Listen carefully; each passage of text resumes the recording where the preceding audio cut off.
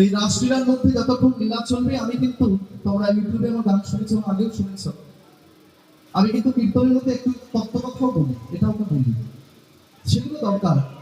তো রাসলীলা এমন একটি লীলা, রাসের মধ্যে যদি আমি তত্ত্বকথাটা ঢুকিয়ে দিই, তাহলে রাসলীলাকে অমর্যাদা করা হয়ে যাচ্ছে, প্রথম কথা। তো রাসটা ভগবান কেন করলেন সেটা আগে আমাদের ভালো করে জানতে হবে। এই রাসটা কে কাকে বলেছিলেন? প্রথমে বলেছিলেন কে? রাসলীলা কোথায় হয়েছিল? না, তোমরা রাসলীলা শুনছো কোথায়? কোথায় বসে শুনছো? এটা কোন জায়গা? এটা হচ্ছে হরিদ্বারে গঙ্গার তীর। বলছেন কে? বলছেন তার নাম হচ্ছে সুখদেব গোস্বামী। শুনছেন কে?